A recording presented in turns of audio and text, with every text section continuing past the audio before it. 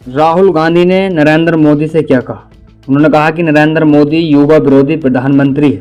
कांग्रेस नेता का कहना है कि छात्रों पर आंसू गैस छोड़ना, लाठीचार्ज करना लोकतांत्रिक नहीं है। उनकी मांगें जायज़ हैं। प्रधानमंत्री को इन मांगों को स्वीकार करना चाहिए और इस संबंध में कुछ करना ही चाहिए। लोकसभा में विपक्ष के नेता राहुल गांधी ने सोमवार 20 जुलाई 2026 को प्रधानमंत्री नरेंद्र मोदी पर भारत के अब तक के सबसे युवा विरोधी प्रधानमंत्री होने का आरोप लगाया, जबकि उन्होंने बार बार होने वाले परीक्षा प्रश्न पत्र लीक से संबंधित छात्रों की मांगों को वैध बताया।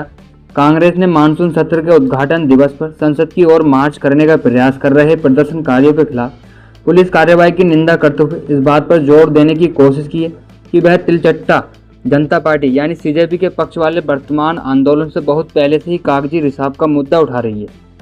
एक वीडियो संदेश में है श्री गांधी ने इस बात पर जोर दिया कि कांग्रेस इस मुद्दे को हफ्तों या महीनों से नहीं बल्कि बरसों से उठा रही है। देश में युवाओं की संख्या सबसे अधिक है और प्रधानमंत्री मोदी भारत के अब तक के सबसे युवा विरोधी प्रधानमंत्री है। दिल्ली की सड़कों पर घूम रहे लड़के लड़कियां अपराधी नहीं, वे अपने अधिकारों की मांग कर रहे हैं। राहुल गांधी ने कहा कि प्रधानमंत्री चाहते हैं कि देश का युवा रील बनाते रहे और पकौड़े तलते रहे। विपक्ष के नेता ने कहा कि एक छात्र को ऐसी शिक्षा प्रणाली का अधिकार है जो उनका सम्मान करती हो, निष्पक्ष और कारगर हो। उन्होंने कहा वो जो कर रहे हैं उसमें बिल्कुल भी कुछ गलत नहीं है और सरकार और पुलिस जो कर रही है वह बेहद ही गलत है।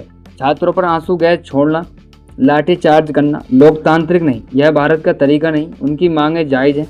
प्रधानमंत्री को इन मांगों को स्वीकार करना होगा और इस संबंध में कुछ करना चाहिए। राहुल गांधी ने कहा कि बाद में सोशल मीडिया प्लेटफॉर्म एक्स पर एक पोस्ट में विपक्षी नेता ने पुलिस अधिकारियों और सरकारी कर्मचारियों को संबोधित करते हुए कहा कि विरोध करने का अधिकार एक अटूट मौलिक अधिकार है। उन्होंने कहा कि सत्ता हमेशा के लिए नहीं रहती, जवाबदेही निश्चित रूप से लागू की जाएगी। उन्होंने कहा कि परीक्षा के प्रश्न पत्र लीक करने के लिए जिम्मेदार लोग अभी भी खुलेआम घूम रहे हैं, जबकि वैध मुद्दे उठाने वाले छात्रों को पीटा जा रहा और हिरासत में लिया जा रहा।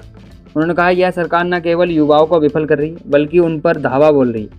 कांग्रेस नेता ने दावा किया कि हर कोई आरएसएस राष्ट्रीय स्वयंसेवक संघ द्वारा हमारी शिक्षा प्रणाली पर कब्जा करने से तंग आ चुका है।